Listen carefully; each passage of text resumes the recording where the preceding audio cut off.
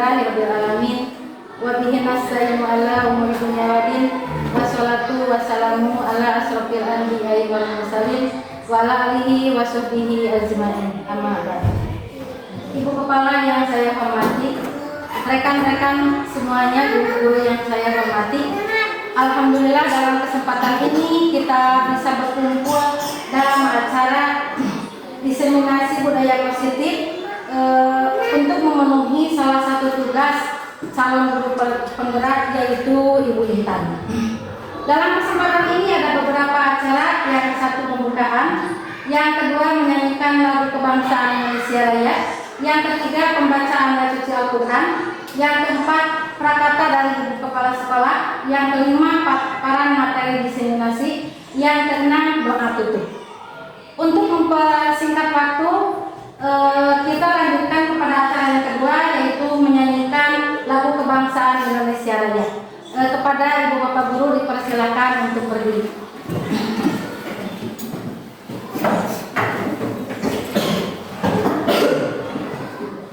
Hiduplah Indonesia Raya, 1, 2. Indonesia tanah airku, tanah tumpah darahku. 2. Di sanalah aku berdiri, jadi pandu ibuku. 2. Indonesia kebangsaanku, bangsa dan tanah airku. Marilah kita berseru, Indonesia bersatu. 2. Hiduplah tanahku, hiduplah negeriku, bangsaku, rakyatku semuanya. Bangunlah jiwanya, bangunlah badannya, untuk Indonesia Raya. 2. Indonesia Raya, merdeka, merdeka, tanahku, negeriku yang ku cinta. Indonesia Raya, merdeka, merdeka, hiduplah Indonesia Raya. 2. Indonesia Raya, merdeka, merdeka, tanahku, negeriku yang ku cinta. Indonesia Raya, merdeka, merdeka, hiduplah Indonesia Raya. Hadirin dipersilakan. Untuk acara selanjutnya, pembacaan ayat suci Al-Quran yang akan ditugaskannya itu Bapak Ustadz Baman. Kepada Bapak Ustadz dipersilakan. Assalamualaikum warahmatullahi wabarakatuh. Waalaikumsalam warahmatullahi wabarakatuh. A'udzu billahi minasy syaithanir rajim. Bismillahirrahmanirrahim.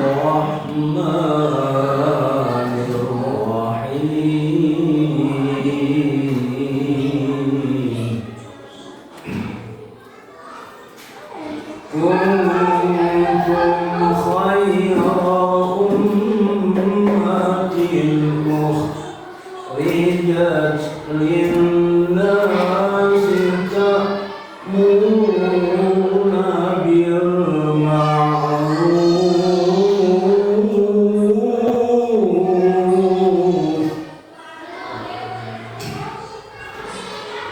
ta'muruna bil ma'ruf wa tanhauna 'anil munkar wa tu'minuna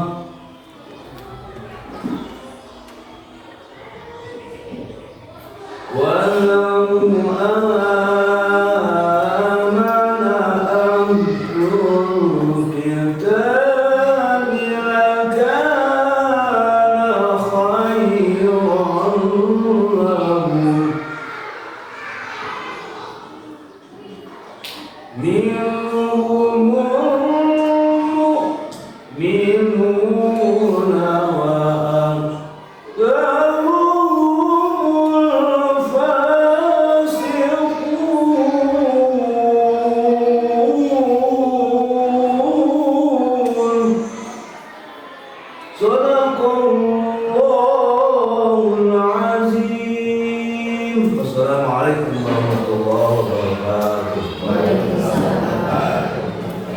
Terima kasih kepada Bapak Ustadz yang telah membacakan ayat suci Al-Quran. Semoga khususnya yang membacakan dan kita semua yang mendengarkan mendapat pahala dari Allah Subhanahu wa Ta'ala. Untuk mengefektifkan waktu, kita lanjutkan kepada acara yang keempat, yaitu prakata dari Ibu Kepala Sekolah. Kepada Ibu Kepala, silakan. Assalamualaikum warahmatullahi wabarakatuh. Waalaikumsalam. Alhamdulillahirabbil alamin wa bihi nasta'inu ala umuri dunya wa din wa ala alihi wa sahbihi ajmain. Asyhadu an la ilaha illallah wahdahu la syarika lah wa asyhadu anna Muhammadan abduhu wa rasuluh. Rabbi shrah li sadri wa yassir li amri wa hlul 'uqdatam min lisani yafqahu qawli. Puji dan syukur hanyalah milik Allah Subhanahu wa taala. Berkah ridho dan irodatnya kita bersama bisa kumpul di tempat ini. Insya Allah mudah-mudahan ada dalam berkah Allah Subhanahu wa taala. Salawat dan salam marilah tetap kita curah limpahkan kepada Habibana wa Nabiyana Muhammad Rasulullah sallallahu alaihi wasallam, kepada keluarganya, sahabatnya, tabi'in-tabi'innya hingga kita semua. Bapak, Ibu semuanya, alhamdulillah pagi ini kita bisa bersama di tempat ini dalam rangka desiminasi budaya positif sebagai salah satu tugas yang dibebankan pada calon guru penggerak yaitu Ibu Intan, yang alhamdulillah insya Allah desiminasi ini sangat bermanfaat untuk kita semua, yang bisa kita terapkan dalam kehidupan kita sehari-hari, baik sebagai bapak dan ibu guru di sekolah kepada anak didik kita. Pertama mungkin kepada untuk pribadi kita, selanjutnya kita terapkan juga kepada anak didik kita, bahkan di lingkungan keluarga pun bisa kita terapkan budaya positif ini. Jadi materi ini, desiminasi kita kali ini sangat bermanfaat dalam kehidupan kita sehari-hari, bukan cuma hari ini, besok bahkan sampai kapanpun budaya positif harus kita terapkan. Apa itu budaya positif? Mari nanti kita cerna bersama-sama apa itu budaya positif. Kita akan gali pengetahuan Bu Intan tentang budaya positif ini. Kita minta sharing apa itu budaya positif sehingga dan bagaimana cara penerapannya di kehidupan kita sehari-hari, untuk diri kita seperti tadi, untuk anak didik kita, untuk keluarga kita dan kehidupan bermasyarakat. Insya Allah ini sangat bermanfaat dan budaya positif ini bisa kita terapkan dalam segala aspek, dalam segala hal, dalam pekerjaan, dalam bermasyarakat, bersosialisasi dengan apapun, insya Allah sangat bermanfaat sekali. Terima kasih kehadirannya Bapak Ibu semuanya. Terima kasih juga kepada pengatur waktu telah memberikan waktu kepada saya juga. Terima kasih dan kami sangat berharap kita ilmunya, sharingnya nanti kita akan gali bersama-sama. Selanjutnya saya ingin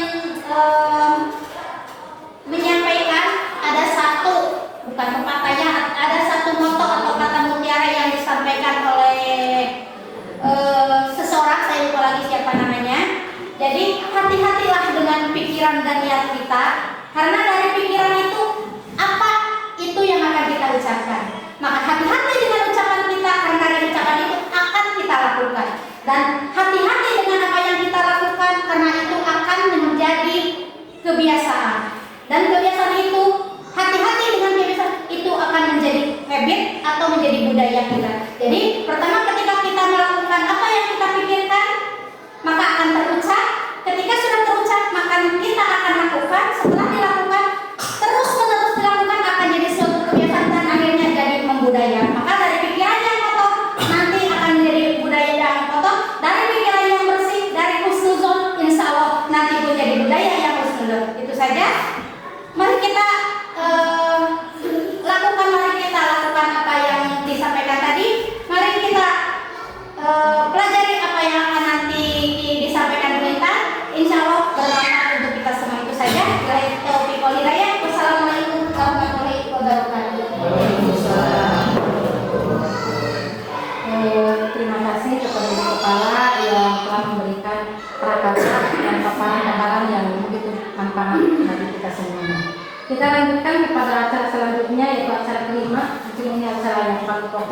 yaitu paparan materi diseminasi dari CGP Ibu Intan. Persilakan.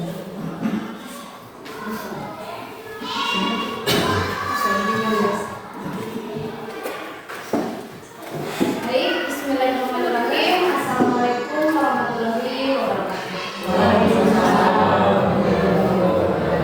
Bagaimana miring kan payun, Bapak Ibu hapunten abdi bahasana campur-campurnya supaya sekarang sareng abdi dan rada luber soalna ieu rada lumayan deg-degan gitu.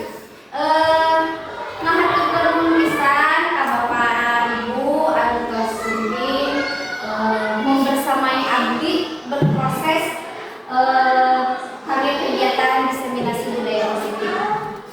Belum masuk ke materi budaya positif, ada sebuah games. Jadi biar Bapak Ibunya tidak langsung tegang ke materi, kita bermain game dulu, biar kelemasan dulu gitu ya. Saya ingin meminta bantuan kepada Bapak dan Ibu untuk berimajinasi sebentar. Berpasang-pasangan, berarti berpasang-pasangan. Burung silakan dengan Atia, Pak Ustadz dengan Pak Iran. Ini gamesnya kepalan tangan. Bapak Ibu boleh imajinasikan, dibuka tangannya salah seorang ya. Silakan siapa disepakati, tidak dua-duanya. Nanti bertugas seperti ini. Yang seorang membuka tangan, yang seorang nanti ketika ini dikepalkan harus membuka. Nah temannya itu harus membuka. Nah yang kebagian membuka telapak tangan, ayo kita berimajinasi. Bayangkan hal atau sesuatu, mau itu benda atau hal apapun yang Bapak Ibu anggap itu penting, yang Bapak Ibu anggap itu amat sangat berharga, ya. Silakan. Bayangkan bisa di sini misalkan menggambarkan anak atau misalkan uang atau apa gitu ya. Silakan setelah menggambar. Ya, silakan tangannya dikepalkan. Kemudian Bapak dan Ibu yang kebagian mengepalkan silakan dipertahankan, ya. Dipertahankan agar kepalan apa yang berharga dalam tangan dalam kepalan Bapak Ibu itu tidak sampai terbuka oleh temannya yang tadi. Nah, tugas temannya itu membuka, badai direkete, badai dibujuk, badai disingseunang, badai dicarekan, badai dikumaha. Mana waktuna semenit cukup kan? Semenit ya. Silakan yang bertugas pemegang, silakan.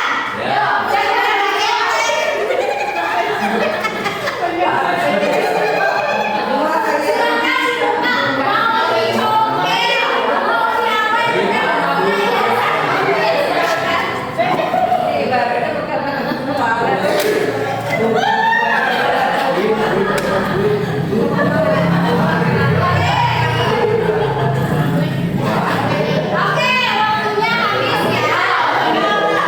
Adakah yang bertugas sebagai pengepal tangan itu ada yang terbuka tidak? Tidak. Berarti yang temannya yang bertugas menggoda atau memarahi itu tidak berhasil membuka apa yang menjadi berharga untuk Bapak dan Ibu. Nah, pembelajarannya dari games ini berkaitan dengan budaya positif dan teori kontrol. Jadi Bapak Ibu, ketika Bapak Ibu berpikir bahwa hal yang berharga itu harus saya jaga, berarti Bapak dan Ibu mempunyai kontrol sepenuhnya. Mau orang lain marah, mau membujuk erek gantian uang misalkan sekian juta apalah. Berarti Bapak Ibu sudah memiliki prinsip yang memiliki kontrol itu Bapak dan Ibu. Oke, nanti akan nyambung ke posisi kontrol yang akan saya jelaskan.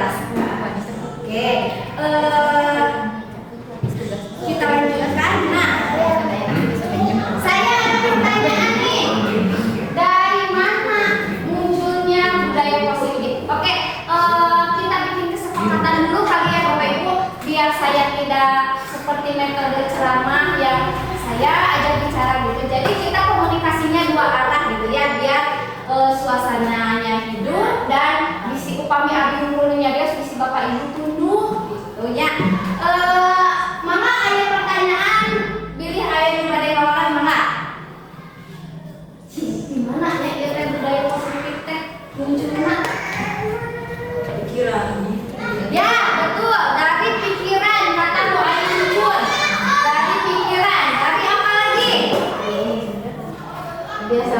Kebiasaan, betul kata kunci. Hilang. Iya. Jawab. Karya cipta manusia. Ya. Ya, betul. Jadi tadi, ya terima kasih Bu Anissa, sangat memperjelas berawal dari diri kita sendiri. Tadi Ibu Kepala di awal sudah menyampaikan bahwa budaya positif itu tadi sudah di-spill tipis-tipis dari pikiran, dari perkataan, langsung ke tindakan, jadilah habit, kemudian jadi budaya.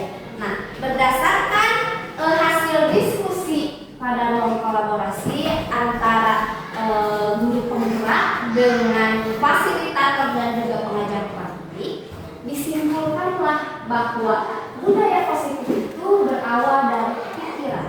Betul. Tadi apa yang disampaikan oleh Ibu Kepala. Kemudian dari pikiran, karena pemikiran itu adalah gambaran yaitu langsung ditunjukkan dengan tindakan, gitu ya. Setelah tindakannya terjadi berulang kali, menjadi habit atau kebiasaan. Hingga kalau sudah terbiasa, biasanya itu sudah menjadi budaya. Nah, bagaimana agar proses ini menjadi baik? Berarti harus diawali dengan yang positif juga. Ya, pikirannya yang positif, kemudian tindakannya juga. Karena memang tindakan itu ada aja gitu ya. Tapi berdasarkan pemikiran kita yang positif itu, insya Allah ya, perlahan-lahan itu akan menjadi hal yang baik. Kemudian di sini ada perubahan gitu. Bapak Ibu yang ngebrut ke? Tapi kata kacamata adik kadang makanya punten orang Kristen. Nah, ini ya.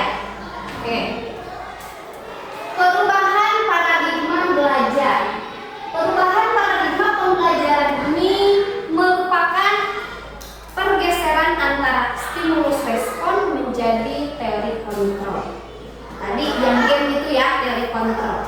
Pembelajaran dirancang berdasarkan prinsip pembelajaran yang berpihak kepada murid dan berdiferensiasi, sehingga setiap murid akan belajar sesuai dengan kebutuhan dan tahap perkembangannya untuk menjadi manusia yang bisa meraih keselamatan dan kebahagiaan yang setinggi-tingginya di masa depannya. Nah, di sini ada bagan stimulus respon dan teori kontrol.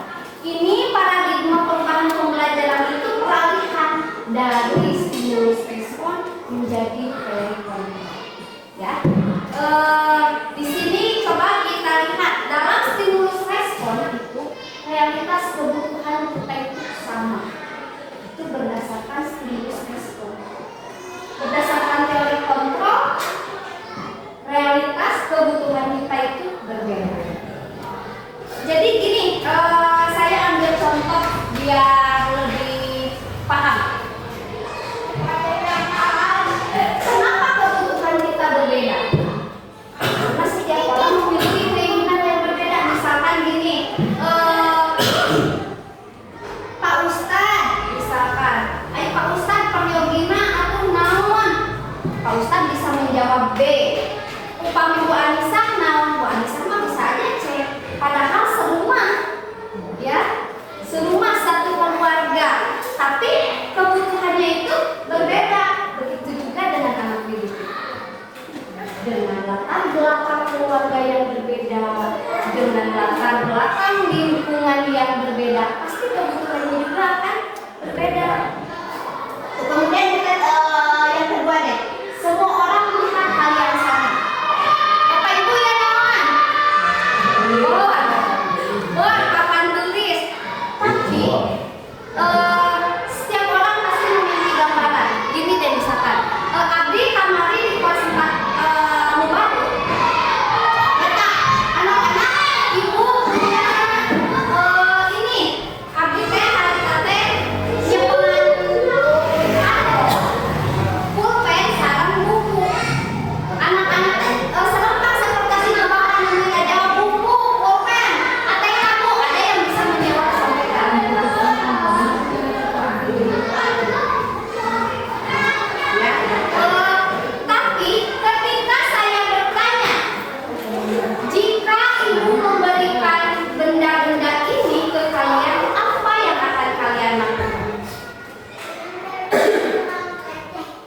jawaban dari anak-anak itu beragam.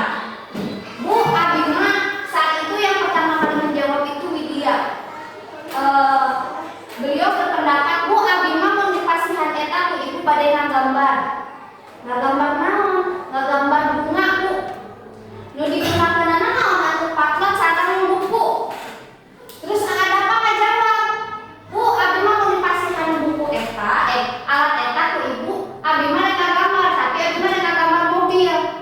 Berarti sudah merupakan gambaran yang berbeda dengan alat yang sama.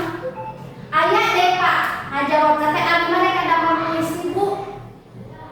Jadi setiap orang itu memiliki gambaran yang berbeda, ya. Kemudian kita yang ketiga deh. Tiga nih. Kita mencoba mengubah orang berpandangan sama dengan kita itu pada teori stimulus respon. Sedangkan pada teori kontrol kita berusaha memahami pandangan orang lain tentang hal atau dunia. Jadi nanti terbiasa kontrol segala hal.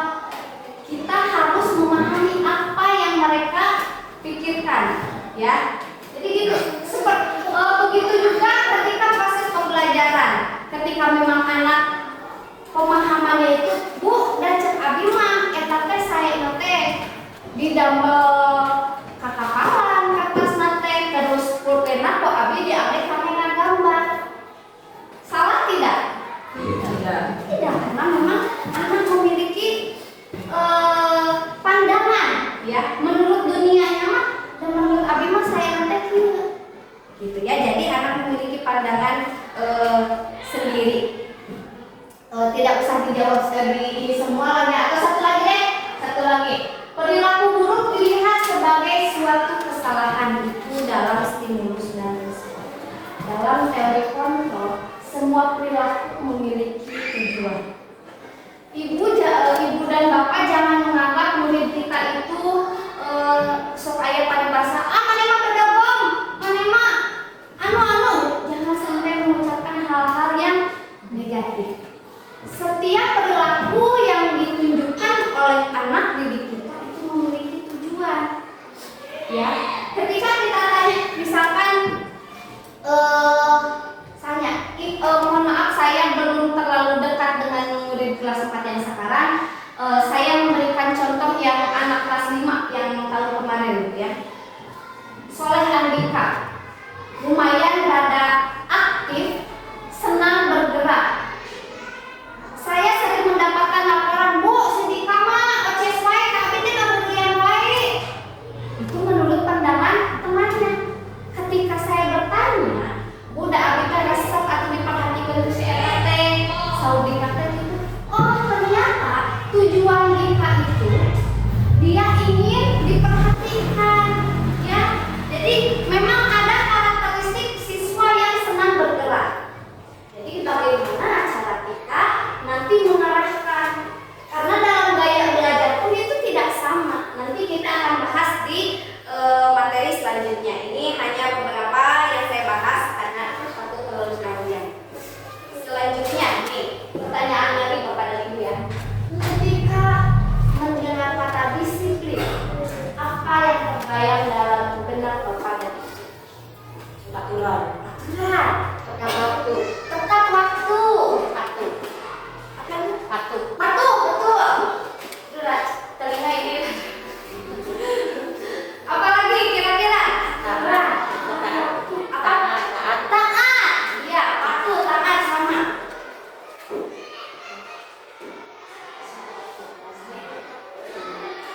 Ya, disiplin dalam budaya kita itu dimaknai dengan sesuatu yang dilakukan oleh seseorang pada orang lain untuk mendapatkan kepatuhan. Kita cenderung menghubungkan kata disiplin dengan ketidaknyamanan. Asa dalam menguping kata disiplin teh, kudu urang teh ieu we lurus we gitunya. Asa teh dalam pemikiran teh pasti begitu ya. Nah, tugas kita sebagai seorang pendidik tujuannya yaitu menuntun murid yang memiliki disiplin diri agar mereka bisa bertanggung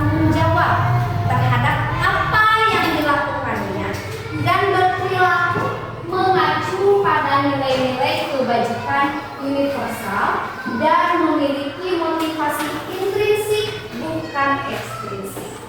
Nah, sebetulnya Bapak Ibu ya, karena disiplin itu tadi Bu Anissa mengungkapkan dari diri sendiri. Ya. Segala sesuatu tidak hanya disiplin, segala sesuatu juga dimulai dari diri sendiri. Jadi, karena dalam tujuan pendidikan juga seorang guru itu hanya menuntun anak sesuai dengan kodrat alam dan kodrat zaman.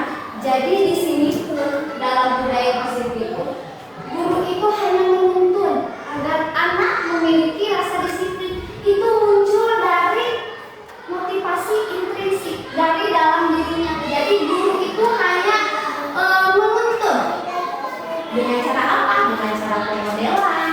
Gurunya itu harus memberikan teladan. Ya, jangan sampai mereka berjalan tapi gurunya datang pas istirahat. Berarti kita harus memberikan contoh dulu kepada anak. Jadi agar apa yang mereka lihat itu dapat mereka maknai dan mereka pahami sehingga menjadi nilai dari dalam dirinya untuk mereka terapkan. Ya, nanti salah.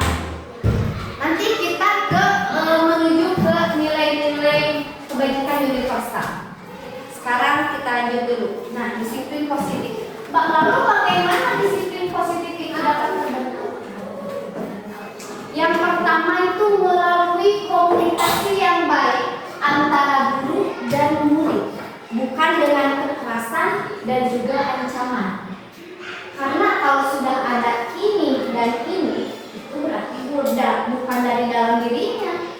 Ada pemicu yang lain, ekstrinsiknya, ya, hal-hal yang lain seperti itu. Apalagi dengan kekerasan dan juga ancaman, maka tidak akan menjadi disiplin. Yang ada anak nanti takut gitu ya. Kemudian murid diajarkan untuk memahami konsekuensi dari perilaku yang mereka lakukan untuk menumbuhkan rasa tanggung jawab. Jadi dalam disiplin positif itu tidak ada yang namanya hukuman. Seharusnya tidak ada yang namanya hukuman. Yang ada itu konsekuensi. Jadi anak diberikan pemahaman. Ketika nanti sudah membuat keyakinan, kemudian anak itu melanggar, maka bukan lagi hukuman, tapi konsekuensi. Kemudian yang terakhir ini melakukan kontrol diri dan pembentukan kepercayaan diri. Nah, disiplin positif ini mengontrol. Ketika kita sudah belajar disiplin, berarti kita juga belajar mengontrol diri kita sendiri dan membentuk rasa percaya diri kita. Tentu saja ketika kita sudah disiplin, dah abimah maksudnya sudah disiplin, datang tepat waktu nih. Jadi kita percaya diri, tidak usah takut apa-apa lagi karena memang sudah ada dalam diri kita gitu ya. Jadi muncul kepercayaan diri. Kemudian nih nilai-nilai kebajikan universal. Sebetulnya di Indonesia itu sebelumnya banyak sekali nilai-nilai kebajikan universal, namun saat ini yang kita pegang, yang kita jadikan pedoman itu ini, profil pelajar Pancasila.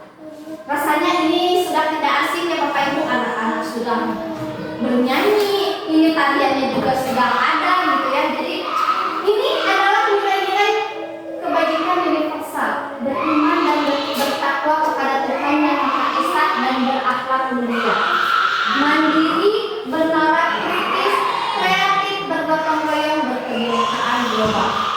Upami sahur Bapak hasil abimah, profil pelajar Pancasila teh sapu jagat. Ustaz, sapu jagat teh naon? Semua sadayana. Semuanya sadayana sudah terangkum di sini. Ya, semuanya sudah ada. Ini ada 9 pilar karakter. Indonesian Heritage Foundation. Cinta Tuhan dan segenap ciptaannya bisa muncul di dimensi beriman dan bertakwa. Dan ini Bapak Ibu, meskipun cuma 6, dimensinya cuma 6, elemennya itu banyak. Sub elemennya juga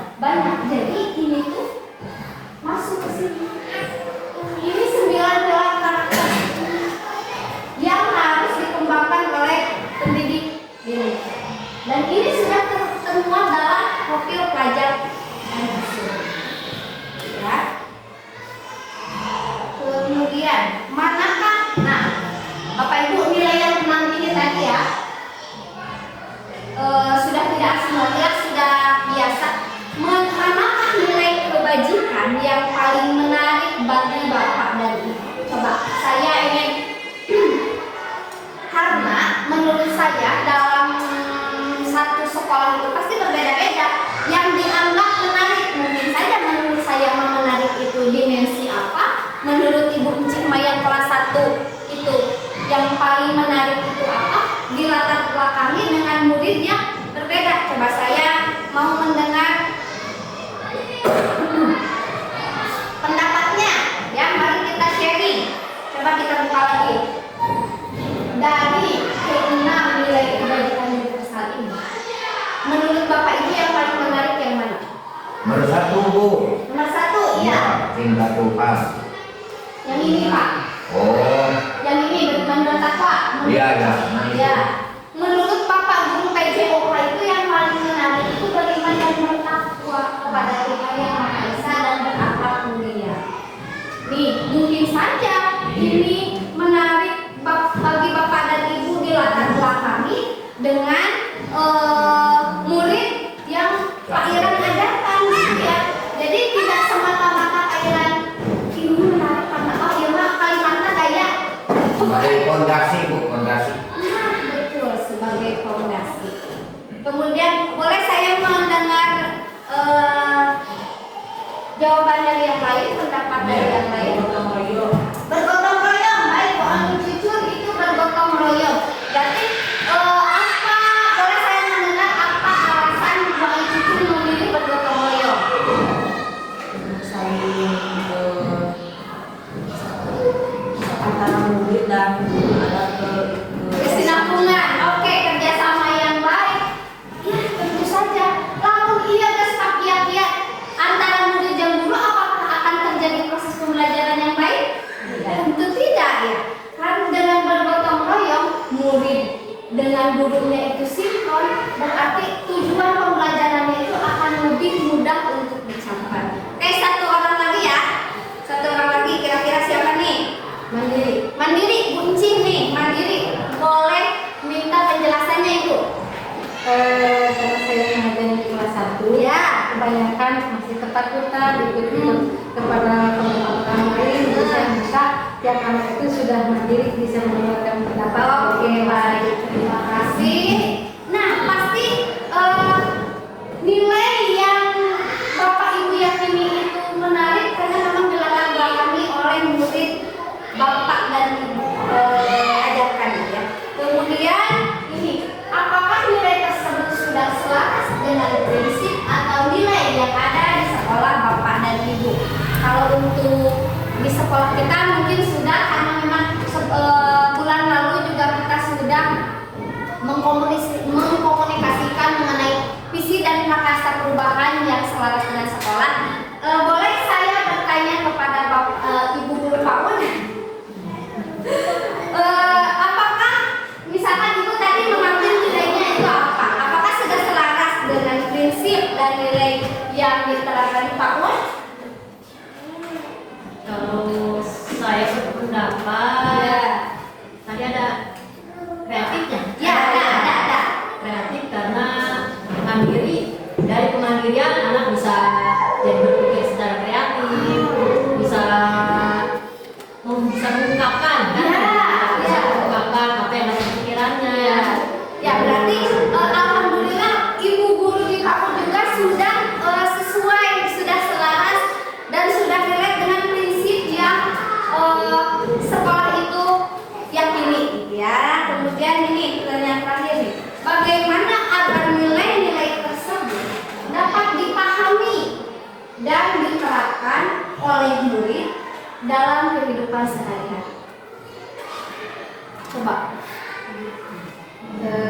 Karena sudah dibiasakan setiap hari atau setiap pertemuan. Bagus sekali jawabannya. Yang lain ada lagi? Nah, kebetulan karena kita satu sekolah, kata kunci kebiasaan setiap hari. Selain itu, sekolah juga memiliki program, ya, pembiasaan setiap hari Jumat itu kita sholat duha, renungan Jumat. Guru PJOK kita juga mempunyai program untuk kesehatan jasmani dan rohani melalui senam pagi. Kemudian kita selalu mengadakan kegiatan bersih-bersih. Hari Kamisnya itu kita berliterasi. maka itu merupakan pembiasaan yang dilakukan di sekolah agar murid kita itu memaknainya itu sampai ke diterapkan dalam kehidupannya sehari-hari. Ya. Kemudian tadi mandiri, kata kunci, tentu saja ketika anak sudah dilatih di sekolah untuk mandiri, di rumah pun anak akan mulai menerapkan. Dan tadinya misalkan kelas digitek awal-awal mah diacukan kene, semakin kesini udah bisa pakai baju sendiri, terus mulai mandiri gitu ya. Itu salah satu contoh. Kemudian, nah ini ada 3 motivasi perilaku manusia. Motivasi merupakan dorongan yang timbul pada diri seseorang secara sadar atau tidak sadar untuk melakukan suatu tindakan dengan tujuan tertentu. Diane Dawson dalam bukunya Risk Action School Discipline menyatakan ada 3 motivasi perilaku manusia. Yang pertama ini yang paling bawah itu untuk menghindari ketidaknyamanan atau hukuman. Motivasi ini biasanya muncul kalau saya ambil contoh di murid-murid kita itu kalau hari Senin misalkan ya, hari Senin kan seluruh siswa wajib menggunakan seragam sekolah lengkap gitu ya. Tapi ada beberapa siswa yang menggunakan seragam itu karena takut dihukum atau tidak nyaman ketika tidak lengkap itu, misalnya dipelonkeun atau menjadi pusat perhatian. Ada ya murid. Jadi entong batu dia mah ulang kali abdi oge Irfan karena menuju SD, mama di mana? Tapi abdi siang dihukum. Jadi sama tuh siang dihukum, siang abdi siang. Jadi motivasinya itu masih di sini ya, masih di bawah karena untuk menghindari ketidaknyamanan dan hukuman. Kemudian teori motivasi yang kedua itu untuk mendapatkan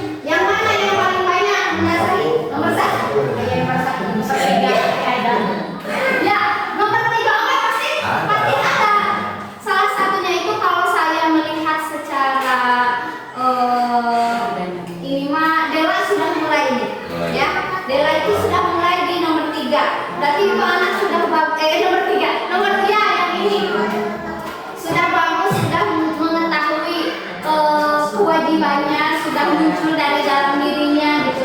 Tapi di kelas saya pun masih ada nomor 1 dan 2 ya. Ya meskipun tidak banyak tapi ada gitu ya, yang dasarnya itu karena takut hukum atau apa gitu. Selanjutnya, nah ini ada konsep disiplin, identitas gagal. Nah, kalau konsep disiplin tapi identitas gagal, tuh mungkin ada pertanyaan seperti itu. Sekarang kita fokus ke sini. Apakah ini identitas gagal? Bukan. Ini konsep disiplin, maksudnya untuk mendisiplinkan, tapi ini tidak efektif dan ini bisa dikatakan gagal karena berupa hukuman. Dari katanya saja sudah hukuman gitu. Kadang anaknya sudah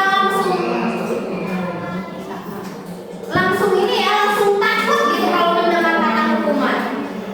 Hukuman itu menyakitkan karena hukuman itu bisa berupa verbal dan non verbal, bisa langsung fisik ataupun ucapan. Hati-hati loh Bapak Ibu, kadang terkadang kita memang tidak sadar ke anak itu gitu ya, anu gitu, yang rada negatif aja, nah itu melukai meskipun teplak nenggel, tapi batinnya itu terluka gitu. Kemudian tidak nyaman, ya tentu saja kita merasa terpojokkan, timbul hal yang tidak nyaman gitu ketika mendapatkan hukuman. Kemudian bisa saja sampai ke trauma dan memaksa mau tidak mau kita tuh tidak dikasih waktu untuk menjelaskan, ya tidak diberikan waktu untuk merenungkan kesalahan, langsung dihukum, memaksa, ya tidak boleh tidak, itu kan sifat hukuman. Kemudian menyembunyikan kesalahan, terkadang bagi siswa karena takut dihukum jadi menyembunyikan kesalahan. Misalnya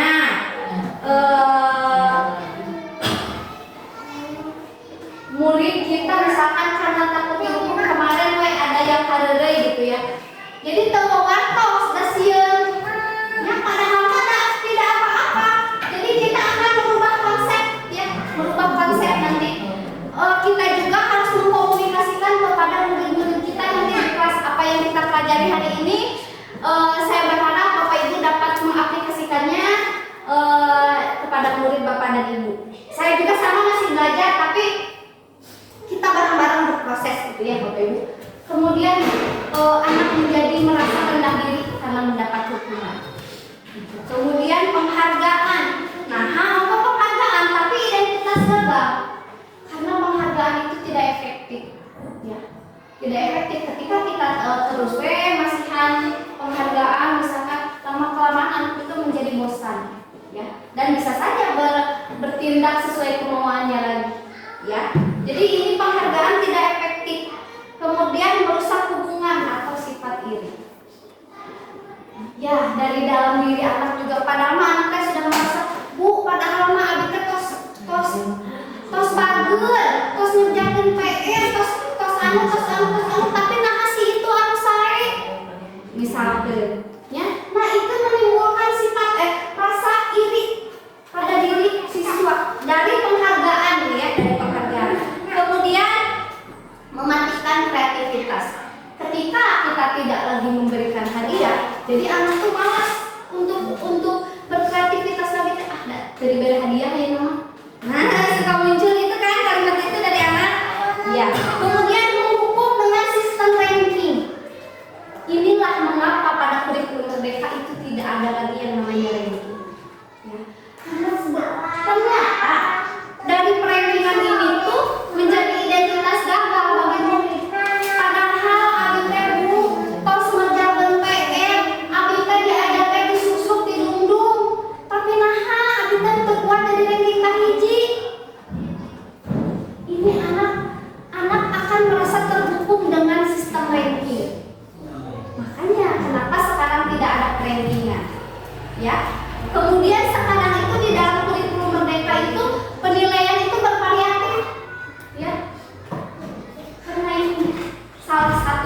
yang mendasarinya, ya. Kemudian merampas hak untuk menghargai dirinya, gitu. Penghargaan. Selanjutnya, lalu apa yang harus Bapak Ibu lakukan ketika menghadapi murid yang melakukan kesalahan? Apa dong kira-kira? Kira-kira kayak mama? Hah? Dinasehati melalui pendekatan, diberikan peluang.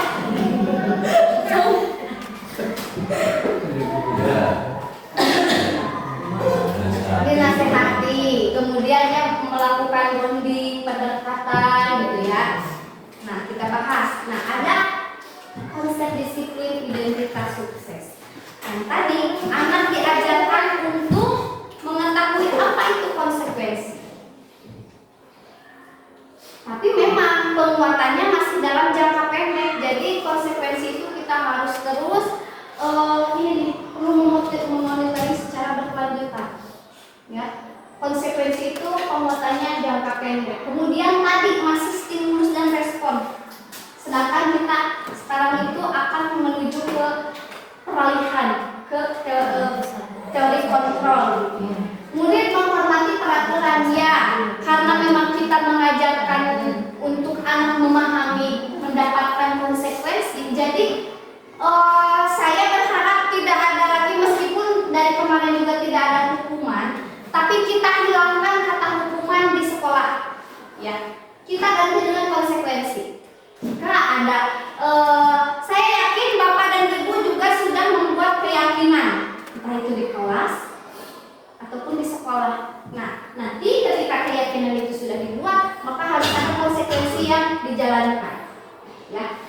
Misalkan gini, pada keyakinan kelas itu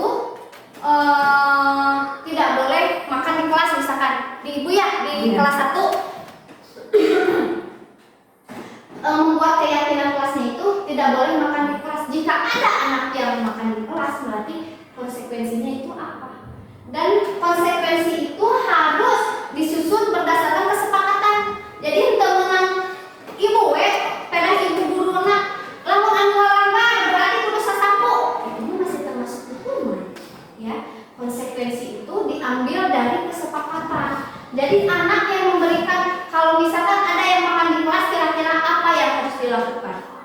Misalkan membuang sampah yang ada di kelas. Kalau itu memang munculnya dari siswa, itu menjadi konsekuensi, bukan lagi hukuman. Karena memang itu disepakati oleh semua dan semuanya setuju. Kalau misalkan ada satu saja siswa yang tidak setuju, itu tidak boleh diterapkan. Gitu ya, karena keyakinan kelas itu memang harus berdasarkan kesepakatan. Nah, ini ada yang namanya restitusi. Mungkin ini asing bagi Bapak dan Ibu, tapi ini yang akan kita mulai terapkan pada anak didik kita. Pada restitusi, mungkin bertanggung jawab atas perbuatannya. Misalkan gini, tadi salah bunci di kelas kekengeng pada emak. Jadi pada restitusi itu nanti ada segitiga restitusi, lebih jelasnya pada materi yang terakhir. Anak itu diberikan waktu untuk merenungkan apa itu kesalahan itu. Nanti ini lebih jelasnya ada dibahas tersendiri, gitu ya. Kita langsung saja.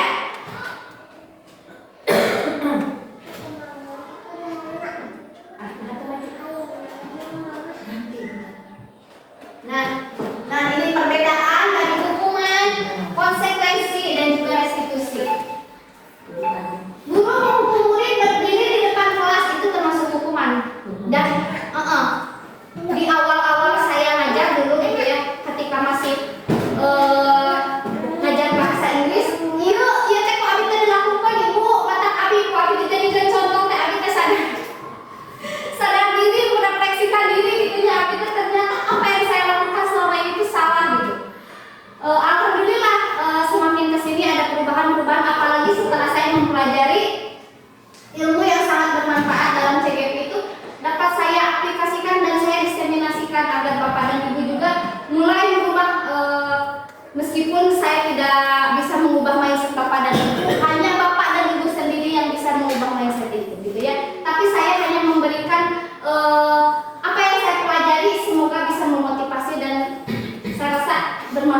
ya. Nih, guru menghukum murid berdiri di depan kelas. Muridnya itu pasti marah, misalkan mengerjakan dapat mengerjakan PR-nya, nanti berdiri misalkan meskipun tidak di depan kelas di sana, tapi selama jam pelajaran campur ke bapak ibunya. Guru nanti marah karena muridnya tidak mengerjakan PR dan murid menjadi takut. Ya.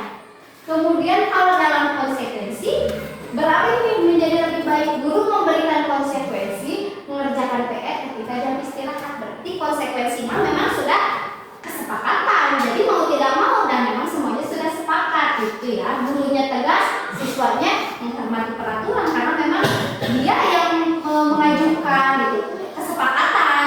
Kemudian pada restitusi ini yang paling dianggap paling ideal. Guru menanyakan keyakinan. Nah, tadi kan berdasarkan keyakinan kelas, mengumpulkan tugas itu harus tepat waktu. Kalau dapat, misalkan jadi maaf ya dapat. Misalkan dapat tidak mengerjakan PR, tidak mengumpulkan tugas tepat waktu, maka konsekuensinya apa? Nah, itu ya. Jadi anak diberikan waktu untuk merenungkan apa kesalahannya. Nah, ini guru lebih terbuka, murid juga menghargai dirinya sendiri dan orang lain.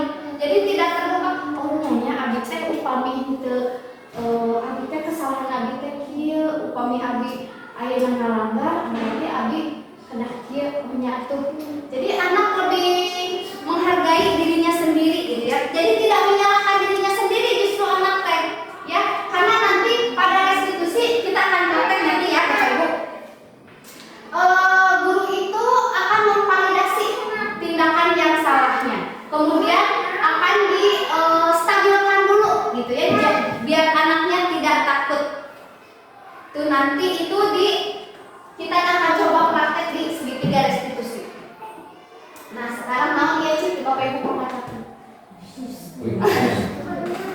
kuis time. Berarti sekarang kita bermain kuis dulu sebentar biar tidak jenuh. Kalau kita tadi ya hubungan restitusi itu mulak coba. Kita kuis dulu nih. Ini berdasarkan hukuman dan konsekuensi. Ya. Menurut Bapak dan Ibu, apakah ini termasuk hukuman atau konsekuensi? Coba dibaca dulu. Hukuman? Coba kita lihat nih. Ye, Bapak Ibu dengar berarti artinya Bapak Ibu sudah paham ya. Sekarang ini. Hukuman atau konsekuensi? Konsekuensi. Hukuman atau konsekuensi? Ayo.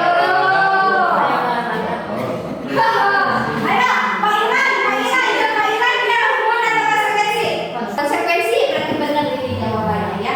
Karena kenapa konsekuensi? Karena terlambat berarti di sini sudah ada kesepakatan antara murid dengan Pak Iran. Ya, kita katakan saja Pak Iran. Ini menambahkan lagi satu poin kalau di PDOK Ya. itu yang dijunjung tinggi pertama itu sportif. Oke. Ya, iya, berarti nyambung dengan konsekuensi. Oh ya. Maksudnya. Oke, silakan. Ini soal berapa ini? Ketiga. Ayo. Konsekuensi. Hukuman atau konsekuensi? Ayo, apa ya? Baca dong suara. Konsekuensi. Konsekuensi. Leneng, betul. Ini deh. Konsekuensi. Apa nih? Hukuman.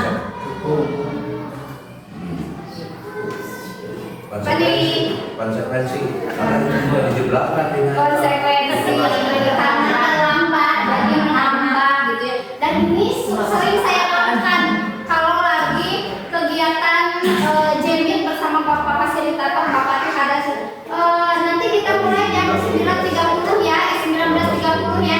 Karena ditunda ulang jadi nambihan lantaran misalkan di jadwal 19.15 kita mulai jadi 19.30, akhirnya 15 menitnya itu kita tambah di akhir. Satu lagi. Hukuman. Apa nih? Hukuman. Cik, naon cik? Hukuman. Hukuman. Kalau berlebihan soalnya. Berarti,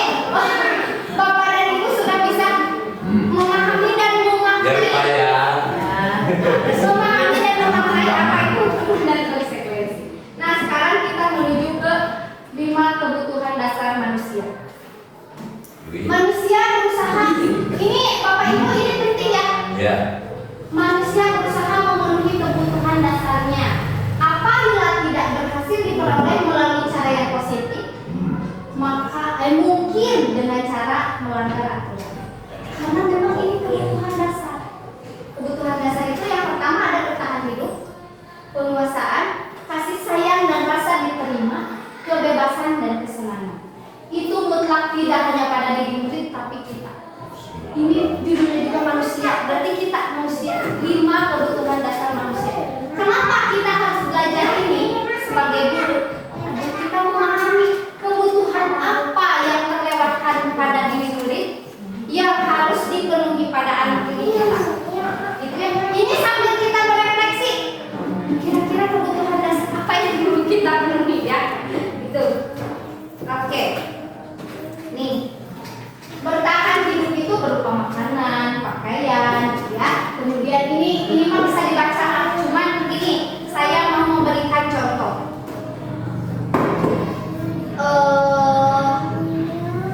Ada apa dengan saya?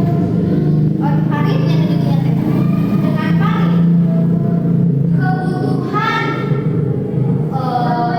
kebutuhannya itu pasti berbeda. Mungkin saja ada Pak di sininya terpenuhi, di sininya terpenuhi. Tapi misalkan tidak, misal ininya kayak contoh tidak terpenuhi pada bagian ini, misal, ya.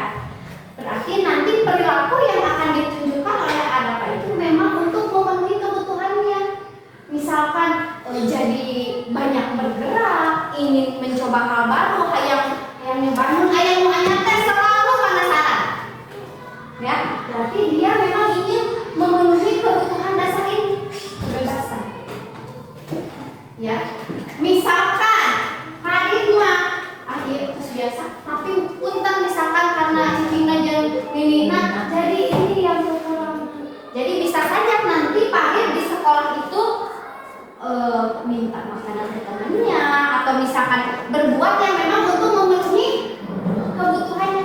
Dan seperti yang tadi disampaikan, ini harus diperoleh, berarti apabila tidak berhasil diperoleh melalui cara yang positif, mungkin dengan melanggar aturan.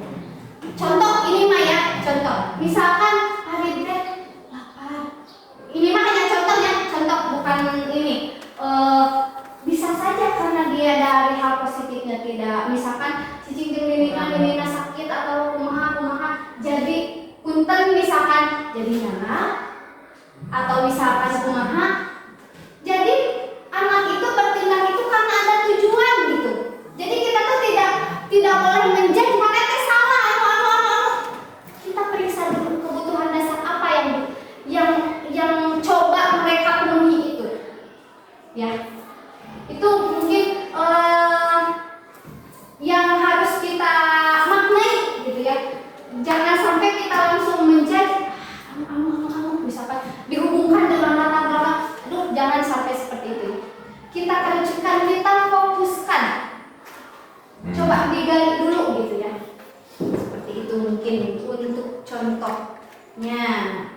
Nah, mengapa sebagai guru kita perlu memahami kebutuhan dasarnya? Karena tadi setiap murid itu memiliki cara pandang yang berbeda dan untuk memenuhi kebutuhan dasar yang 5 tadi. Misalkan Oces, ya karena memang dia perlu apa? Si Irte ayah perlu kasih sayang, perlu diperhatikan gitu. Itu ya. Akan sangat erat kaitannya dengan anak takut itu mah. Gitu. Nah, dunia berkualitas berdasarkan berbagai sudut pandang. Tempat khusus dalam pikiran seseorang yang menyimpan gambaran mengenai hal-hal yang diinginkan, hal-hal terbaik yang membuat seseorang merasa bahagia dan terpenuhi kebutuhan dasarnya. Pasti Ibu teh ya dalam memori ya.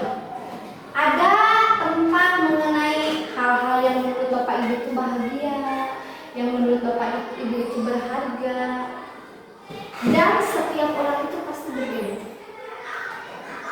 Hal cek Abi ya, Abi nanti coba kita share. Menurut Abi mah hal yang membuat saya bahagia itu ketika pulang ke rumah bisa tidur siang, bisa langsung makan enak tanpa mengerjakan tugas untuk saat ini. Untuk saat curhat.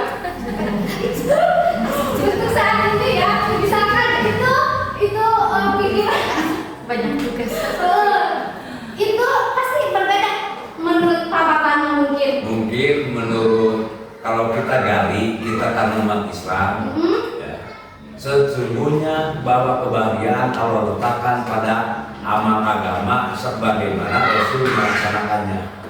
Itu menurut Allah. Iya, betul. Sangat baik sekali gitu ya, langsung oleh Pak Ustadznya langsung. Jadi memang menurut Pak Ustadznya bahagia teh, dan cek abi pada cantik harinya, abi tehnya, abi mau untuk saat ini mah kayak kebersihan, kayak emak, kayak kumaha misalkan. Berbeda lagi dengan nenek misalkan, kunci mah bahagia kunci itu kita ketika ke sawah, ketika ke kebun, jadi fresh gitu. Kunci selalu abi mah liburan teh ke sawah, jadi kunci itu menganggap refreshingnya itu ke sawah. Akan berbeda dengan bapak ibu yang lain nanti, ya tentu akan berbeda karena yang menurut kita bahagia itu belum tentu menurut orang lain mau bahagia, gitu ya. Jadi dunia berkualitas itu sama anak juga, ya anak juga sama. Jadi kita tidak bisa memaksakan sudut pandang kita bahwa bahagia teh yo rendah yo, cukup dapat cek aja segitu bu. Nah jadi anak juga sama ya, memiliki pemikirannya itu menurut saya mah bahagia kan misalkan sahur nggak apa-apa, abi mah bahagia kan belum sesepedahan mau main bola, memang sesuai dengan passionnya ya, hobinya itu memang begitu gitu. Kemudian mengapa keyakinan kelas tidak peraturan kelas? Oke, kita sekarang masuk ke materi keyakinan kelas. Saya yakin Bapak dan Ibu sudah menyusun keyakinan kelasnya masing-masing. Begitu juga dengan Pak Un, pasti meskipun tidak tertulis tapi sudah ada keyakinannya. Tadi Bu Rom sudah berpendapat nilai yang digunakan itu kreatif dan mandiri gitu ya. Nah ini juga keyakinan kelas. Nah kenapa keyakinan kelas tidak peraturan kelas? Coba kenapa? Nah kalimatnya teh keyakinan kelas atau kesepakatan kelas. Nah peraturan kelas ya tuh. Nah coba kenapa? Betul. Peraturan itu terlalu dini kata Pak Jujur. Nah terlalu mengikat, terlalu kaku gitu ya. Dan memang kalau peraturan itu biasanya hanya dari satu pihak gitu. Dari guru nawe unggul misalkan berdak kemenangan anu gitu cepat dapat. Nah si ibu teh betul kemenangan anu itu tengah jelas maksudnya tujuan menawan. Nah dalam keyakinan kelas atau kesepakatan kelas itu sama saja. Jadi apa yang kita buat dalam keyakinan kelas itu ada tujuannya, ya harus jelas tujuannya itu apa.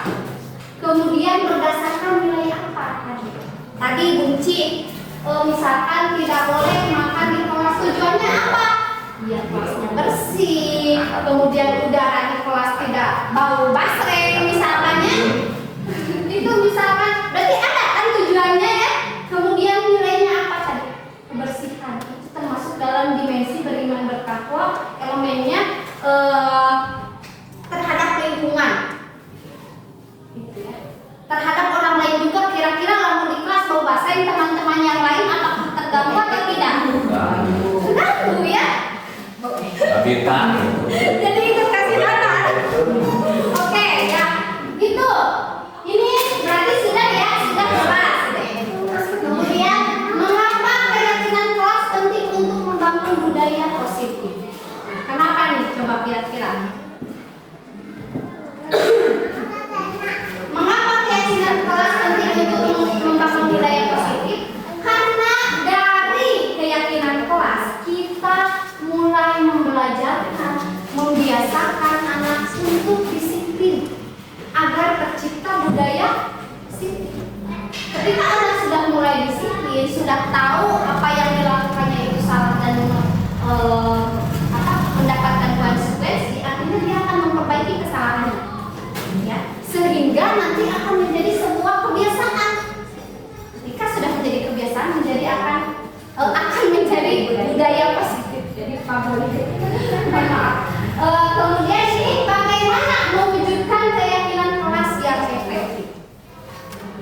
Bapak.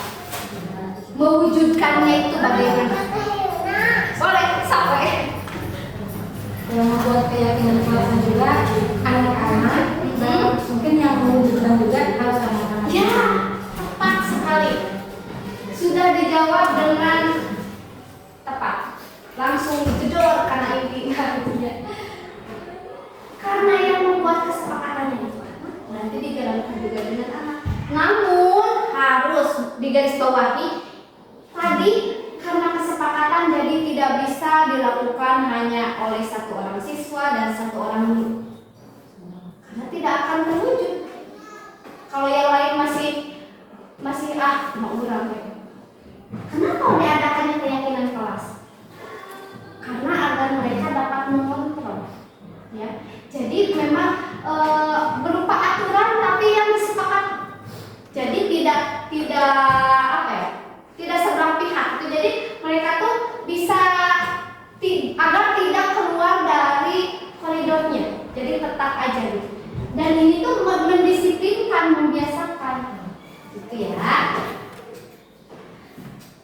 Dan atasnya nanti nyusun keyakinan kelas di masing-masing kelas di atasnya. Atas. Oke. Udah. Oke, udah. Oke. Ini ada 5 posisi kontrol.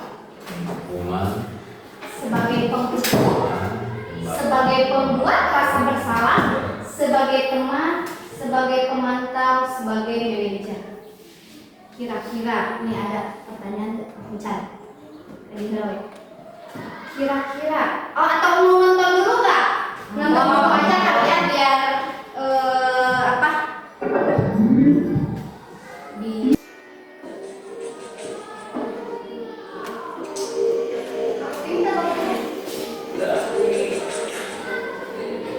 ini posisi kontrol pembuku.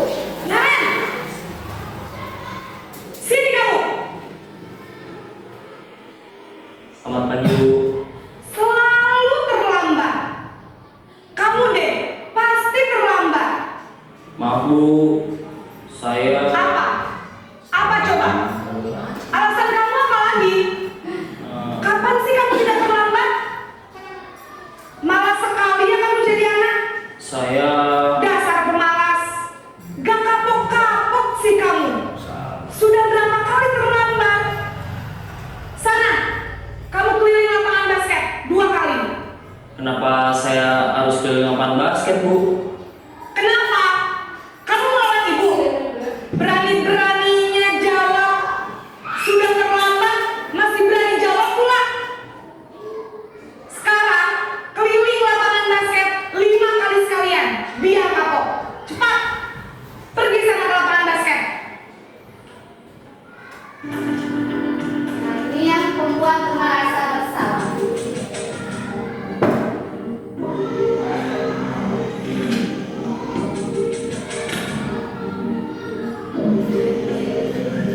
Naren!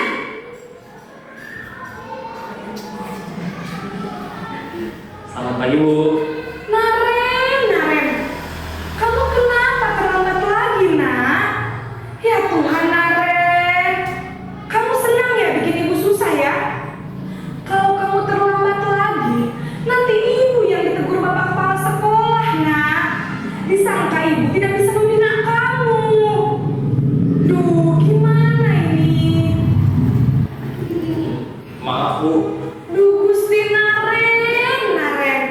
Kamu suka ya kalau ibu tegur bapak kepala sekolah?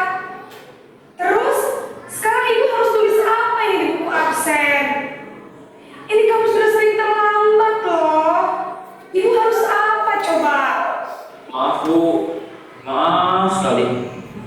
Ya sudah, lain kali jangan bikin ibu susah lagi ya nak ya. Ibu tidak akan kuat lagi kalau kamu begini terus. Bisa jantungan kalau ibu ditegur bapak kepala sekolah. Sana cepat ke kelas. Maaf ya, Bu. Maaf sekali.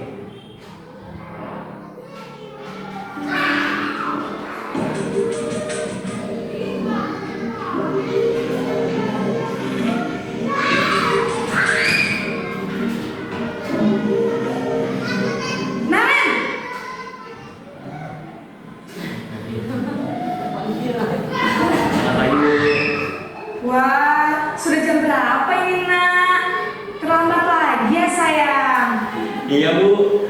habis ibu saya lupa bangunkan saya, Bu. Kamu malah menyalahkan ibu kamu. Kamu bukannya anak yang larinya paling kencang. Kok terlambat sih? Iya, Bu. Saya memang terlambat bangun tadi. Jadi, biarpun saya lari kencang, tetap gak kekejar, Bu. Ya sudah sana. Nanti lain kali larinya lebih kencang lagi ya. Biar gak terlambat lagi. Bikin seneng ibu. Demi ibu. Bisa kan? Bisa, Bu. Ya sudah sana masuk kelas. Ibu beresin urusan absen kamu. Kamu ini ada-ada saja.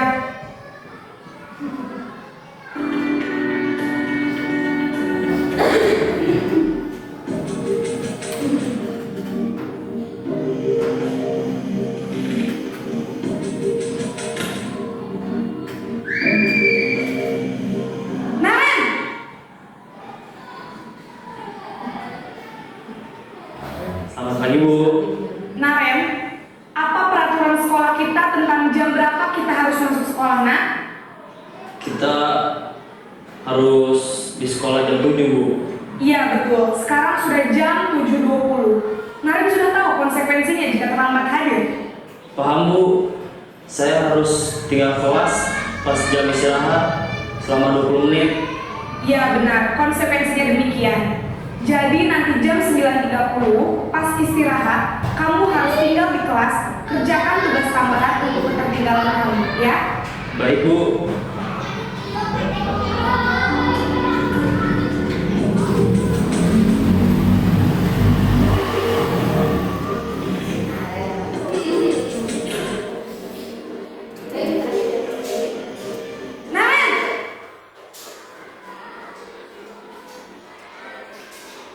Selamat pagi, Bu. Selamat pagi, Naren. Maaf, Bu. Saya terlambat. Iya, sekolah masuknya jam 7, sekarang sudah jam 7.20. Jadi sekarang bagaimana ini, Naren? Maaf, Bu. Saya lupa setel alarm saya semalam. Baiklah, menurut kamu, keyakinan sekolah yang mana yang perlu kamu tingkatkan? Menghargai diri sendiri dan orang lain mungkin, ya, Bu. Setuju. Jadi, apakah Naren meyakini prinsip saling menghormati tersebut? Iya, Bu. Saya meyakininya. Apakah Naren bersedia memperbaiki masalah keterlambatan ini? Bersedia, Bu. Bagaimana kamu akan perbaiki masalah keterlambatan ini? Saya akan coba untuk tidak lupa menyetel alarm saya, Bu. Baik, kalau Naren lupa menyetel alarm di rumah, ada orang yang kira-kira bisa bantu mengingatkan tidak? Ada, Bu. Kakak saya, Kak Emma. Ada lagi selain Kak Emma? Selain Kak Emma, ada ibu saya. Baik, jadi yang mengingatkan Naren adalah Kak Emma dan ibu kamu ya? Kira-kira akan mulai start alarm kapan nih, Naren? Setelah pulang sekolah, akan segera saya lakukan. Baik, jadi Naren akan setel alarm untuk bangun besok pagi dan akan diingatkan oleh kakak dan ibunda Naren ya. Ada lagi yang mungkin perlu dilakukan, Naren, agar tidak terlambat bangun lagi? Tidak ada, Bu. Baik, Naren, terima kasih untuk kerjasama kamu. Sekarang kamu perlu kembali ke kelas untuk belajar. Baik, Bu. Terima kasih. Nah, itu merupakan gambaran dari kelima posisi kontrol. Tadi dari penghukum, pembuat rasa bersalah, kemudian teman, pemantau dan manajer, pasti ada nada yang berubah, ekspresi yang berubah, kemudian kalimat-kalimatnya itu juga berubah. Nah, ini adalah kata kunci dari posisi kontrol guru yang tadi. Tapi tadi sudah memberikan gambaran berdasarkan video, dan posisi kontrol paling ideal itu adalah posisi sebagai manajer, posisi di mana guru berbuat sesuatu dengan baik, mempersilahkan murid mempertanggungjawabkan perilakunya, mendukung murid agar dapat menemukan solusi atas permasalahannya sendiri. Seorang manajer telah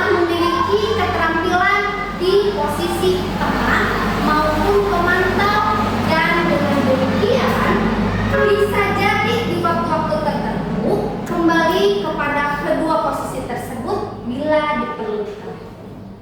Namun, bila kita menginginkan murid-murid kita menjadi manusia yang merdeka, mandiri dan bertanggung jawab,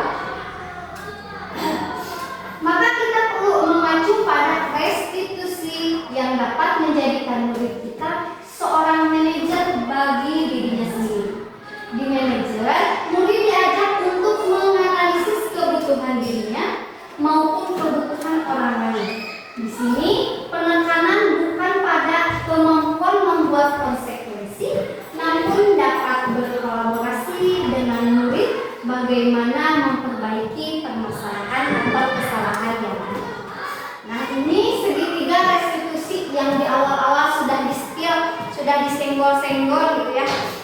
Segitiga restitusi dalam menyelesaikan masalah. Diane Dawson dalam bukunya Restitution, Restruction School Discipline telah merancang sebuah tahapan untuk memudahkan para guru dan orang tua dalam melakukan proses untuk menyiapkan anaknya untuk melakukan restitusi, bernama segitiga restitusi. Ini ada yang pertama itu menstabilkan identitas. Ini tahapan awal dalam segitiga restitusi. Kemudian memvalidasi tindakan yang salah, dan yang terakhir itu menanyakan keyakinan. Setiap orang, nah gini, nanti kita mencoba untuk praktek ya, praktek segitiga restitusi, karena memang berdasarkan beberapa yang pernah menerapkan segitiga restitusi ini dirasa sangat cukup ampuh gitu ya, cukup ampuh untuk menangani permasalahan. Saya sebelumnya sudah membuat video segitiga restitusi, namun alangkah lebih baik kalau kita praktek. Praktek misalkan ada orang ibu-ibu bersedia tidak kita praktek kira-kira. Dan ini kan ini yang terakhir. Jadi ini kita tinggal praktek aja. Jadi maksud tuh kalau misalkan praktek itu jadi lebih paham gitu ya.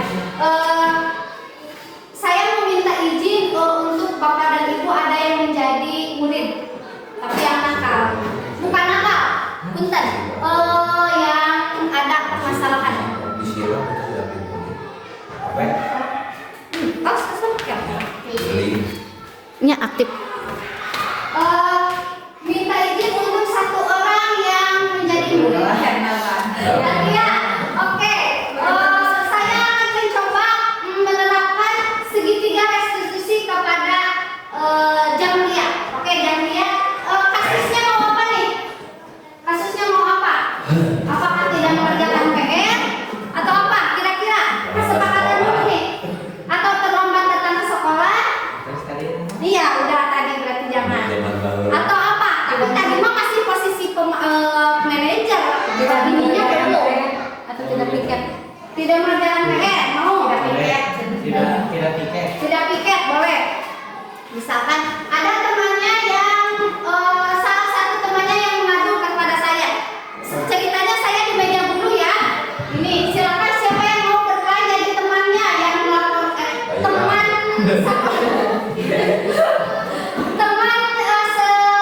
sama-sama sejadwal gitu pikirnya. Coba Kairan. Apa?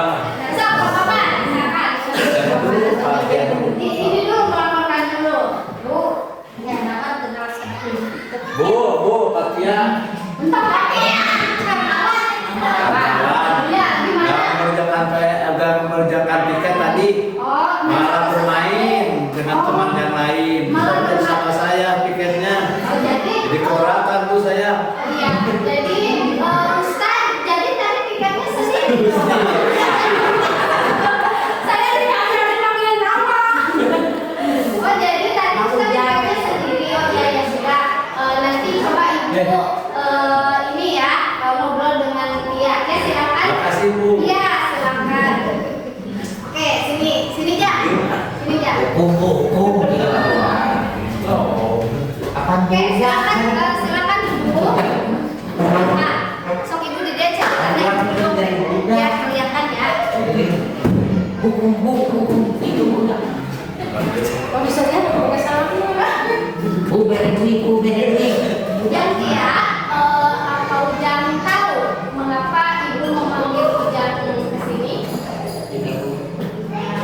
Tadi ibu mendapatkan laporan dari Ustadz, katanya Ujang tadi tidak melaksanakan tugas piket, sedangkan tugas piket Ujang kapan?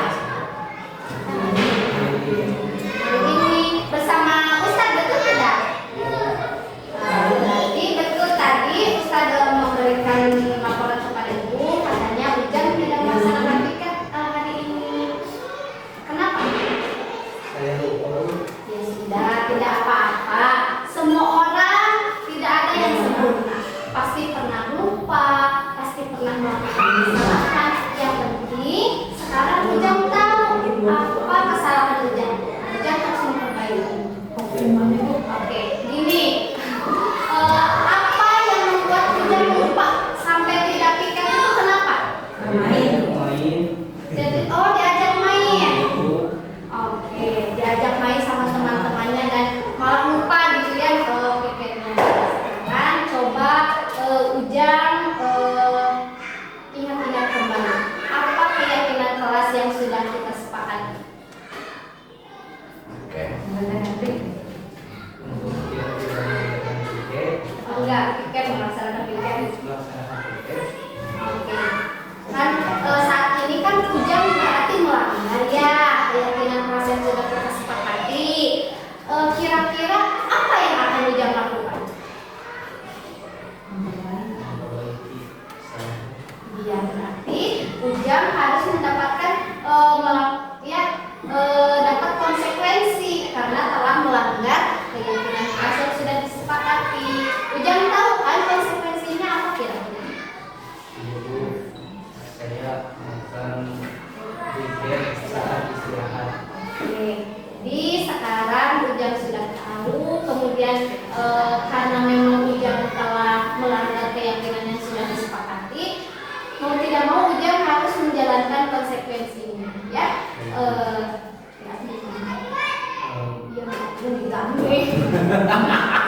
Ya kamu Arif.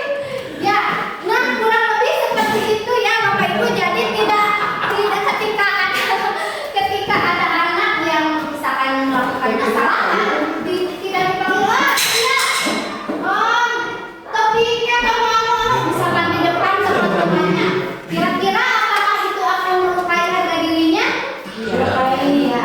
Jadi kita usahakan kita panggil ke ruangan guru kalau misalkan tidak memungkinkan di kelas tapi berdua, ya, biar dia punya kesempatan untuk merenungkan kesalahannya dan mencari solusinya itu sendiri. Guru itu hanya menuntun, ya, hanya sebagai fasilitator, betul kan kata Pak Ustadz tadi.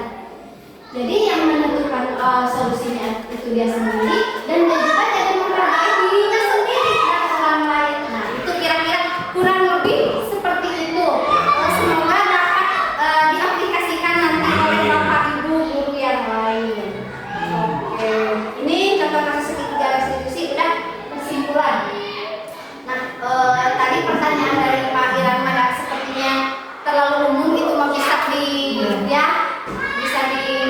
Kita langsung, apakah ada yang lain, ada lagi yang mau bertanya sebelum saya ke kesimpulan? Ya, tadi merevisi. Oke. Barangkali lah ini kan untuk intrinsik untuk diri pribadi lah. Ya. Sebagai koreksi, sebagai refleksi demi untuk kemajuan. Ya. Nah, kalau paparan ini berarti saya cermati itu kan yang menyangkut ini di dunia pendidikan Dan terutama di pendidikan kan. Kalau tadi saya terlalu terpaksa definisi secara umum tentang konsekuensi. Kalau ini kan yang menyangkutnya untuk dunia pendidikan konsekuensinya kan. Nah begitu, terlepas dari itu kami bertanya itu hanya menggali untuk kemajuan diri pribadi di dunia pendidikan untuk bisa direalisasikan terhadap peserta didik yang terutama mampu mandiri, Ya. kemandirian, dan kita sebagai pendidik itu harus mengedepankan di atas segalanya itu adalah peserta didik. Itu Betul, yang saya cermati. betul. Ya, silakan yang lain. Ya, terima kasih Pak Iran. Pak Iran sudah memperjelas dan sedikit menyimpulkan tadi Pak Iran sudah ini memang saat ini kurikulum merdeka itu murid itu menjadi kerajaan kita. Ya. Pendidikan kepada murid itu bukan berarti kita harus semata program, bukan. Tapi tugas kita itu menuntun karena memang dia sudah memiliki karakteristiknya, ya, kodrat alam dan zaman sudah membawa karakteristik dari dalam lingkungannya, dari keluarganya, ya. Ada lagi yang lain? Tidak ada yang cukup? Silakan. Ibu paling cuma menambah ya sedikit. Setelah mempelajari atau menyimak paparan tentang budaya positif, ternyata bukan hanya bisa diterapkan oleh guru kepada anak didiknya, bahkan oleh orang tua kepada anaknya. Karena kebanyakan pengalaman sendiri saja, kebanyakan kita kepada anak itu seringnya menjudge atau kita merasa iya orang paling pantas buat anak kita, kan padahal untuk anak mah belum tentu gitu ya. Contoh kecil saja, saya sebagai anaknya berenang memewah-wah, berenang nilai batu sepeda sekarang kan yaudah karena sepeda gitu ya. Lalu diberi sepeda, ternyata sepeda itu dia cuma goyang-goyang pakai tangan, bukan pakai kaki. Sudah di menurut kebahagiaan dia itu untuk sementara, untuk saat ini, untuk sepeda itu goyang-goyang pakai tangannya, bukan digoseng ke jalan atau di halaman, bukan seperti itu. Nah, ketika kita mengatakan atau orang tua mengatakan, nah itu sepeda dipitukan, dan pikiran kita itu kan seperti itu. Mengapa sepeda dipitukan, padahal nanti digoyang, dicana ke jalan pakai sepedahan kumaha gitu ya. Dan mereka anak usia 4 tahun 3 tahun setengah itu resepnya emang seperti itu. Mungkin anak yang seperti ini, ya anak yang lain memang usia 4 tahun itu sudah mulai menggoyang sepeda di halaman kemana-kemana gitu ya. Tapi untuk cucu saya cuma sukanya tuh utama gue berarti orang yang apa, oh berarti kesenangan dia itu seperti itu. Jadi saya tidak boleh kamu mau itu siga batur. Nah berarti karena memang minatnya seperti itu. Nah jadi dengan budaya positif itu saya lebih mengerti bahwa keinginan anak itu ternyata berbeda-beda dan tidak hanya bisa diterapkan di sekolah saja oleh guru kepada anak didik, tapi juga kita bisa terapkan di keluarga, bahkan mungkin kepada lingkungan masyarakat. Terima kasih, insya Allah bermanfaat. Nenek mau nambahkan? Sudah, oke, baik. Karena sepertinya sudah benar juga, saya langsung simpulkan saja. Budaya positif sangat penting untuk dilakukan di sekolah, agar sekolah menjadi tempat yang aman, nyaman, dan menyenangkan. Dan satu lagi kata kunci budaya positif itu tidak bisa dilakukan oleh perorangan. Jadi perlu adanya kolaborasi antara seluruh warga sekolah. Nah kalau murid saja yang disiplin punya tidak jadi budaya ya belum disiplin gitu. Jadi memang harus seluruh warga sekolah. Kemudian ini saya mendapatkan quotes dari siapa waktu itu Pak siapa ya? Sebaik apapun program dan kurikulum yang dicanangkan oleh pemerintah tidak akan berhasil jika punya tidak bersamai proses berikutnya di kelas. Oke, kata Pak Garis. Kemudian yang terakhir ini quotes untuk menyemangati diri saya sendiri, tapi jika Bapak Ibu juga merasa termotivasi, berarti bagus sekali. Bila kamu tidak mau merasakan lelahnya belajar, maka kamu akan menanggung pahitnya kebodohan. Itu saya kutip dari Imam Syafi'i. Ini yang selalu memotivasi saya meskipun tugas, masya Allah, tapi insya Allah hasilnya oke, bisa berdampak. Ya itu saja yang dapat saya sampaikan. Terima kasih Bapak Ibu sudah membersamai saya dari awal sampai akhir. Terima kasih sekali kebaikannya. Semoga apa yang saya sampaikan dapat memotivasi Ibu dan Bapak untuk mengaplikasikannya pada anak didiknya di PAUD, di kelas masing-masing gitu ya. Saya memohon maaf apabila dalam penyampaiannya pasti banyak berkeliruan, dicaletot atau banyak kalimat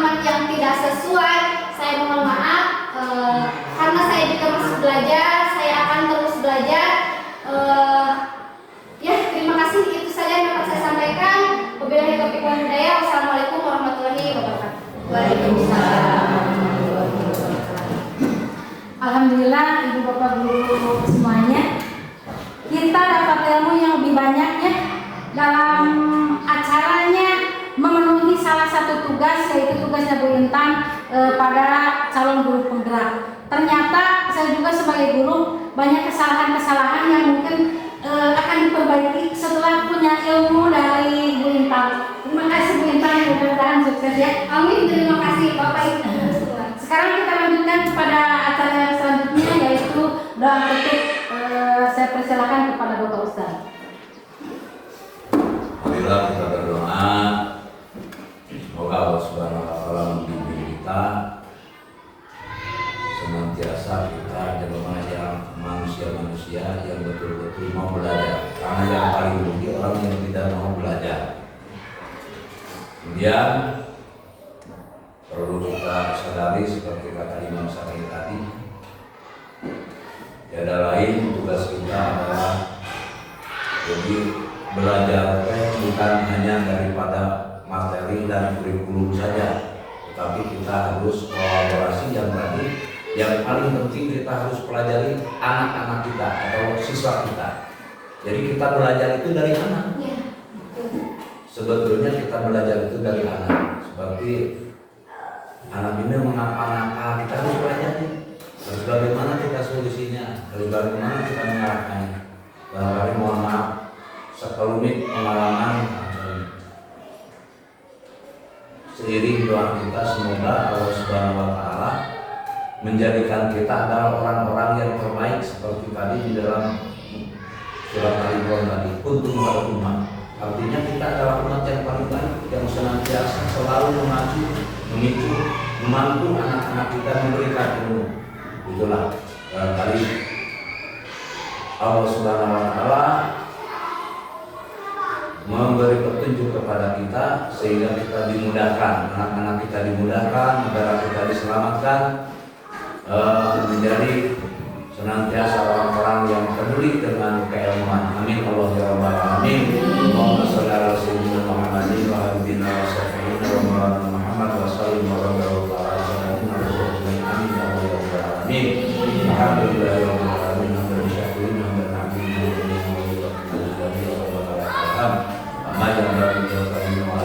wa Allahumma inna sholatan mustaqim, Allahumma inna sholatan mustaqim, Allahumma inna sholatan mustaqim, siratal ladzina an'amta 'alaihim ghairil maghdubi 'alaihim waladdallin, wa sallallahu alaihi wa sallam. Rabbana atina fid dunya hasanah wa fil akhirati hasanah wa qina adzabannar. Subhanahu wa ta'ala wa salamun ala mursalin walhamdulillahi rabbil alamin.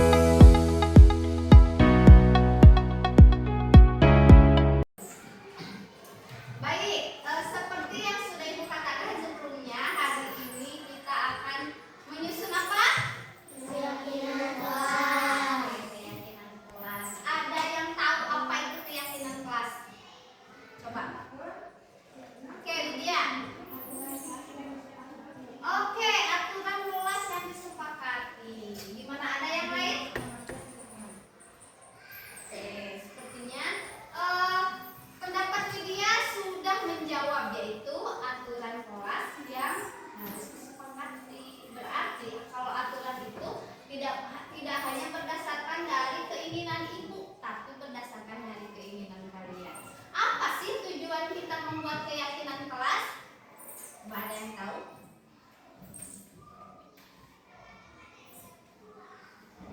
Ya, untuk keamanan, kenyamanan di kelas kita. Jadi ketika kalian sudah menaati peraturan kelas, artinya situasi di kelas juga akan nyaman, tenteram, ya. Situasinya juga sesuai dengan yang kalian inginkan.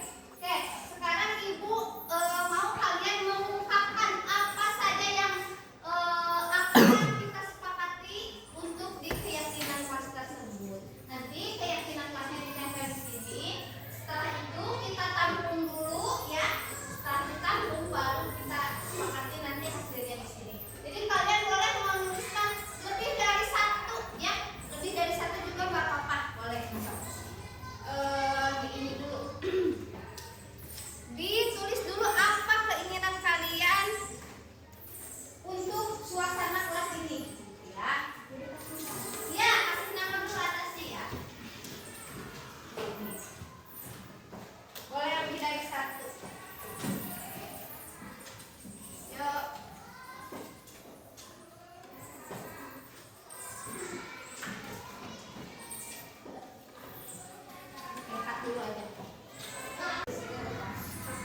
Tidak bisa semua juga nggak apa-apa.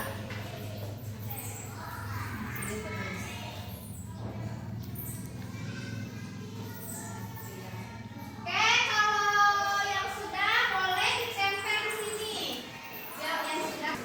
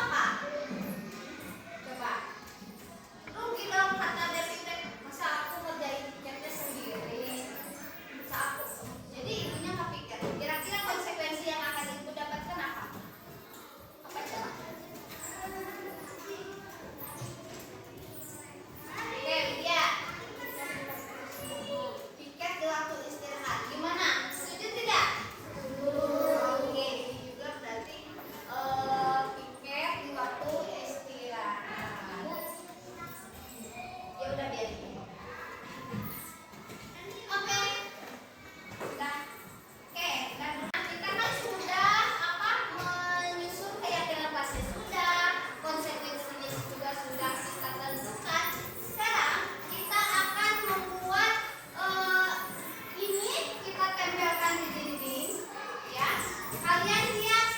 Oke, jadi ibu siapkan dulu kertas panonya. Silakan nanti kalian hias di sini. Ya, silakan itu kalian itu ada berapa? 7. Berarti kalian berkelompok aja bikin hiasan. Itunya ditulis nanti tempel di sini. Kita bikin ini keyakinan kelas kita. Gitu ya. Ayo mau pakai apa? Ini ibu ada alatnya apa? Ada buat nanti mewarnainya. Kalau misalkan mau dibentuk-bentuk ada. Kemarin gunting di mana ya? Ibu tak lupa. Di kantor ya. Oh iya, nanti ibu ambil